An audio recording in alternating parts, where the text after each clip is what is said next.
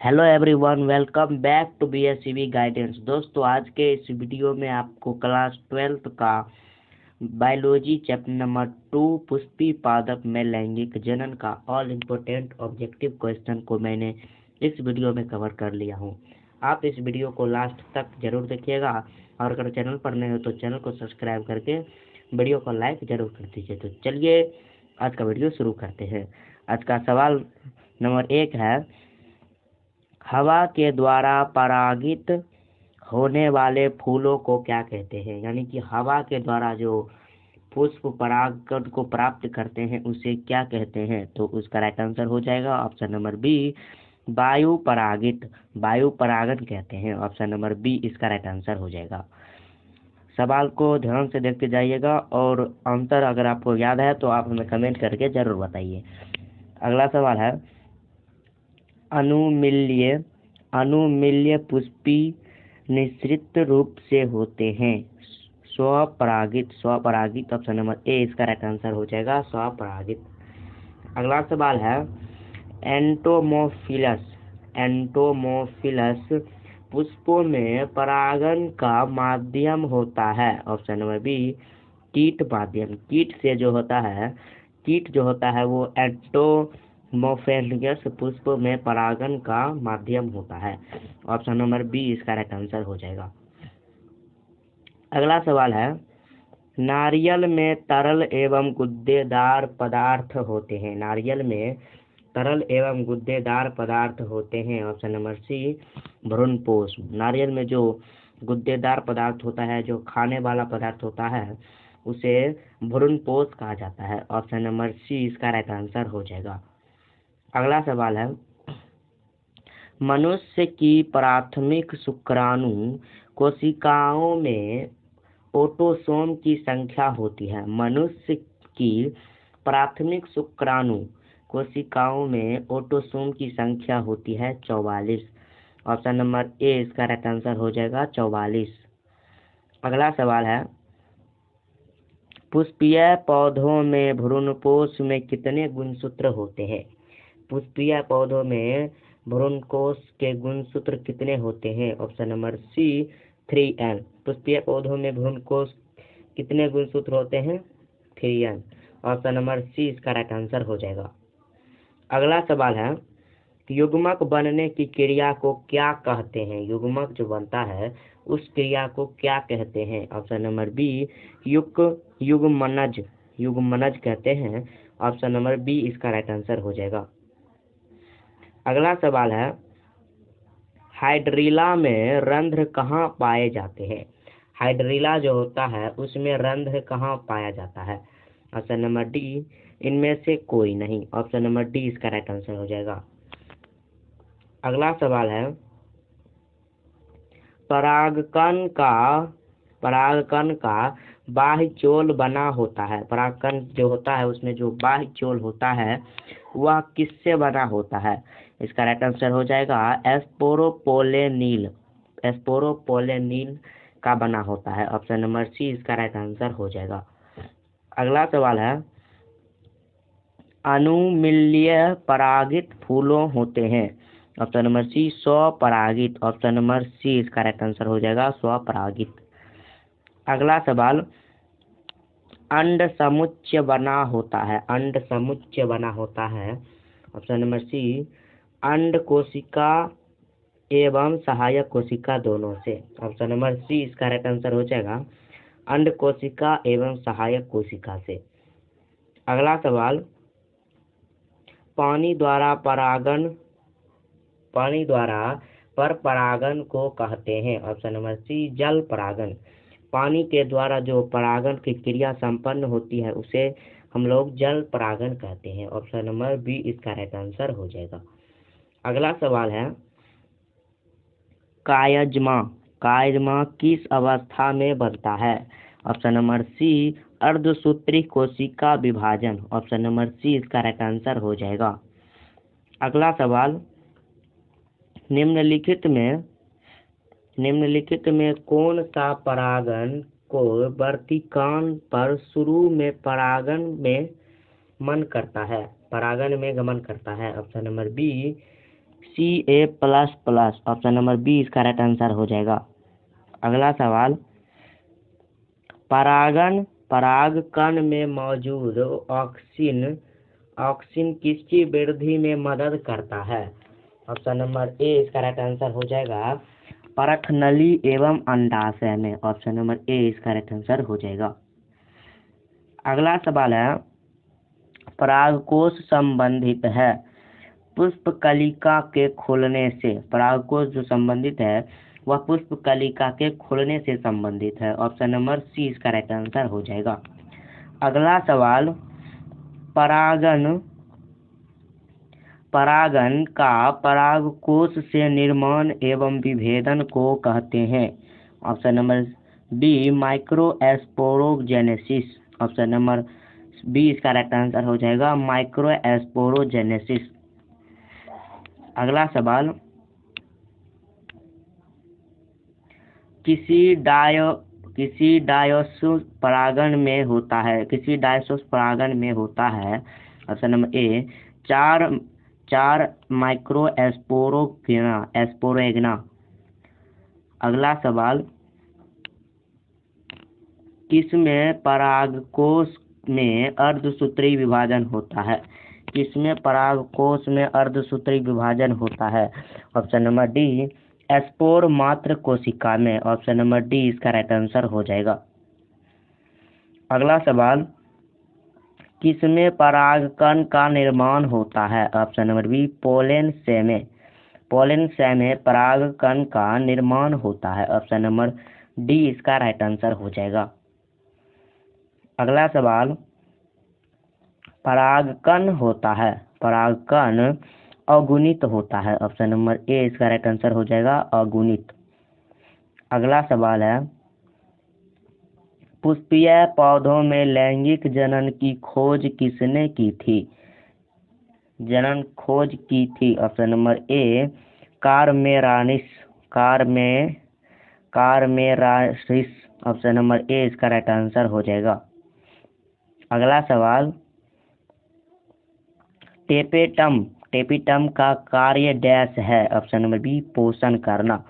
Tapetum का कार्य पोषण करना। ऑप्शन नंबर बी इसका राइट आंसर हो जाएगा।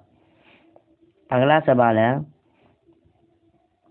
अगुणित कोशिका में संयोजन की प्रक्रिया होती है सिनोगैमी के द्वारा। अगुणित कोशिका में संयोजन की प्रक्रिया होती है सिनोगैमी के द्वारा। ऑप्शन नंबर डी इसका राइट आंसर हो जाएगा। अगला सवाल है, किस फल का बीज चौल खाया जाता है? ऑप्शन नंबर डी लीची का बीज चौल खाया जाता है। ऑप्शन नंबर बी इसका राइट आंसर हो जाएगा। अगला सवाल, निम्न में कौन कीटभक्षी पौधा है? इन सभी में से कौन कीटभक्षी पौधा है? आंसर हो जाएगा ऑप्शन नंबर सी ड्रेसेरा एवं नेफेथिस। इसका राइट आंसर हो जाएगा ऑप्शन नंबर सी। अगला सवाल, दोहरा निषेचन में भाग लेने वाले कल केंद्रीय की संख्या होती है। Option number D 5। Option number D इसका राइट आंसर हो जाएगा 5। अगला सवाल, किसमें एंडोस्पर्म तथा सेलोसिस होता है? एंडोस्पर्म करार तथा सेलोसिस हो जाता है। ऑप्शन नंबर सी आइवरी बैर में फाइटोफाइट्स में। ऑप्शन नंबर सी इसका राइट आंसर हो जाएगा। अगला सवाल है, हरा नारियल में निहित दूधिया जल है। ऑप्शन नंबर सी इसका राइट आंसर हो जाएगा डेंजरेसिस लिक्विड फ्री न्यूक्लियर इंडोस्पर्म। इसका राइट आंसर हो जाएगा ऑप्शन नंबर सी। अगला सवाल, किसी मूल कोशिका में गुणसूत्र की संख्या 14 है तो इसकी संख्या क्या होगी ऐसर ग्रिड में? ऑप्शन नंबर सी 7 हो जाएगी इसकी संख्या। अगला सवाल, मक्का में प्रोटीन युक्त एंडोस्पर्म को कहते हैं? ऑप्शन नंबर डी अल्यूरोन भित्ति। ऑप्शन नंबर डी इसका राइट आंसर हो जाएगा। अगला सवाल, एक अर्धसूत्री कोशिका विभाजन में कितने नर युग्मक बनते हैं? ऑप्शन नंबर ए 4 नर युग्मक बनते हैं। ऑप्शन नंबर ए इसका राइट आंसर हो जाएगा। अगला सवाल, एमएमसी में 24 गुणसूत्र हैं, इनके एंडोस्पर्म में गुणसूत्र की संख्या होगी? Option number C 48, option number C 36। अगला सवाल, आधुनिक भ्रूण विज्ञान के जनक हैं? Option number D von Baer. Option number D इसका राइट आंसर हो जाएगा। अगला सवाल, एस्ट्रोबाइलेथेंस कुंथियान 12 वर्ष में एक बार पुष्पीकरण से गुजरता है। विगत 2006 के सितंबर-अक्टूबर में पुष्प लगा था। यह किस पहाड़ी क्षेत्र में पाया जाता है? ऑप्शन नंबर ए केरल एवं कर्नाटक के पहाड़ी क्षेत्र में पाया जाता है। अगला सवाल, एंडोस्पर्म द्वारा किसे पोषण दिया जाता है? एंडोस्पर्म पौधे के द्वारा किसे पोषण दिया जाता है? ऑप्शन नंबर डी भ्रूण को। ऑप्शन नंबर डी इसका राइट आंसर हो जाएगा। अगला सवाल है, आवृतबीजी में निषेचन होता है। आवृतबीजी पौधों में निषेचन किसके द्वारा होता है? भ्रूणकोश के द्वारा। ऑप्शन नंबर बी इसका राइट आंसर हो जाएगा, भ्रूणकोश। अगला सवाल है, निषेचन के बाद बीज के बीज आवरण किसमें बनता है? बीज वाला आवरण जो होता है निषेचन के बाद वह किसमें बनता है? ऑप्शन नंबर बी इंटरगेम्यूट्स में। ऑप्शन नंबर बी इसका राइट आंसर हो जाएगा, इंटरमेग्यूट्स। अगला सवाल, निम्नलिखित में कौन निषेचन के लिए आवश्यक है? ऑप्शन नंबर बी ओव्यूम निषेचन के लिए आवश्यक है, ओवेल। अगला सवाल, एम्ब्रोसैस के प्रवेश करते समय प्रखनलिका में होते हैं? ऑप्शन नंबर ए 2 नर युग्मक। ऑप्शन नंबर ए इसका राइट आंसर हो जाएगा, 2 नर युग्मक। अगला सवाल है,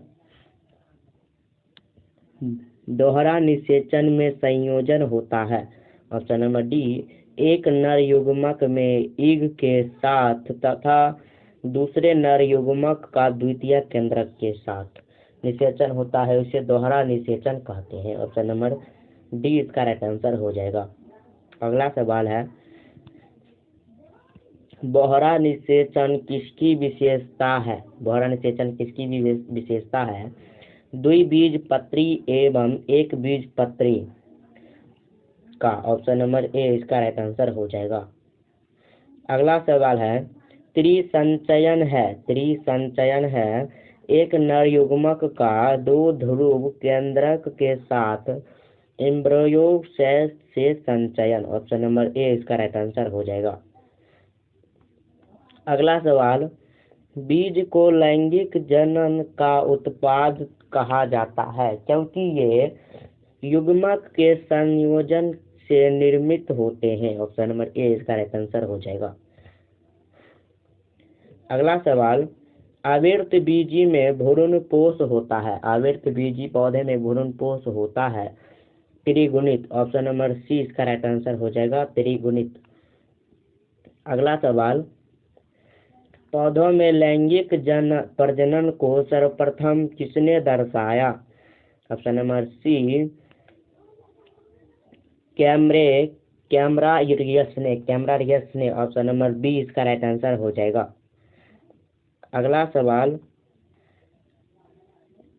पुष्पीय पौधों में एक लिंगी नर पुष्प को कहते हैं? Option number D staminate. Option number D इसका राइट आंसर हो जाएगा। अगला सवाल, स्टेम और फ्रीलाइट में भाग होते हैं पराग कोश। ऑप्शन नंबर ए इसका राइट आंसर हो जाएगा। अगला सवाल, पुष्प अंग किसका रूपांतरण भाग है? पुष्पी अंग किसका रूपांतरण भाग है? ऑप्शन नंबर ए पत्तियों का। ऑप्शन नंबर ए इसका राइट आंसर हो जाएगा, पत्तियों का। अगला सवाल, पुंकेसर कितने भागों में बटा होता है? ऑप्शन नंबर बी 2 भागों में। पुंकेसर 2 भागों में बटा होता है। अगला सवाल, लघु बीजाणुधानी की सबसे आंतरिक परत कौन सी होती है? Option number C tapetum. लघु बीजाणुधानी की सबसे आंतरिक परत होती है टेपिटम। ऑप्शन नंबर सी इसका राइट आंसर हो जाएगा।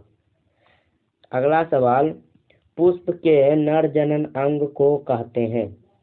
पुष्प के नर जनन अंग को कहते हैं पुमंग। ऑप्शन नंबर बी इसका राइट आंसर हो जाएगा, पुमंग। अगला सवाल, पुष्प के मादा जनन अंग को कहते हैं? ऑप्शन नंबर ए जायांग। पुष्प के मादा जनन अंग को जायांग कहते हैं।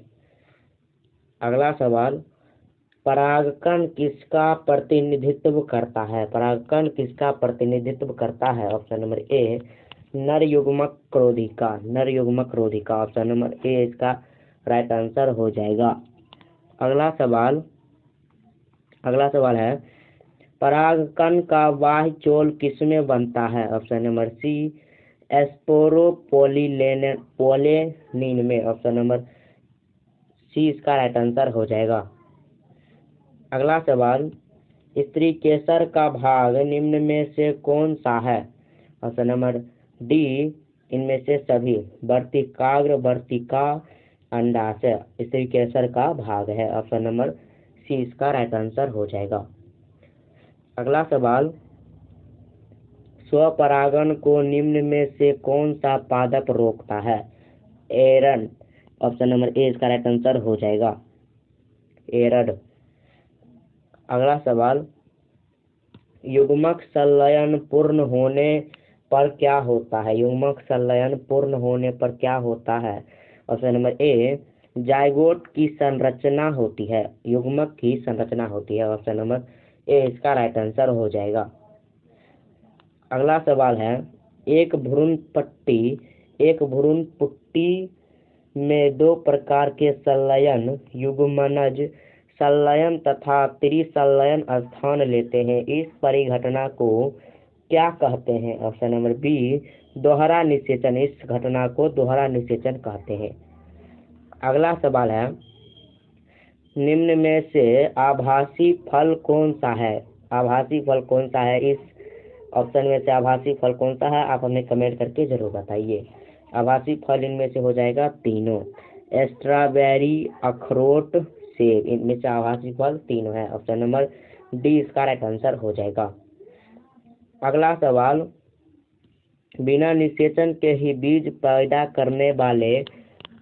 करने की प्रक्रिया को क्या कहते हैं? बिना निषेचन के बीज पैदा करने वाले पौधों को क्या कहते हैं? असंघ जनन कहते हैं। ऑप्शन नंबर ए इसका राइट आंसर हो जाएगा, असंघ जनन। अगला सवाल, कीटों द्वारा परागण को कहते हैं। ऑप्शन नंबर बी इसका राइट आंसर हो जाएगा, कीट परागण। ऑप्शन नंबर बी इसका राइट आंसर हो जाएगा, कीट परागण। अगला सवाल, एक पुष्पी पादप में नर जनन अंग इकाई को कहते हैं। नर जनन अंग इकाई को कहते हैं। ऑप्शन नंबर ए पुंकेसर। ऑप्शन नंबर ए इसका राइट आंसर हो जाएगा, पुष्पी पादप के नर जनन अंग इकाई को कहते हैं पुंकेसर। अगला सवाल, एक पुष्पी पादप में मादा जनन अंग इकाई को कहते हैं। ऑप्शन नंबर ए स्त्री केसर। ऑप्शन नंबर ए इसका राइट आंसर हो जाएगा। आज तक के लिए इतना ही। अगर ये वीडियो आपको पसंद आया होगा तो आप इस वीडियो को लाइक करके अपने दोस्तों के पास ज़रूर शेयर कीजिएगा। और अगर आपको किसी और टॉपिक पर वीडियो चाहिए तो आप हमें कमेंट करके ज़रूर बताइए। तब तक के लिए मिलते हैं अगले वीडियो में। तब तक के लिए जय हिंद, जय भारत।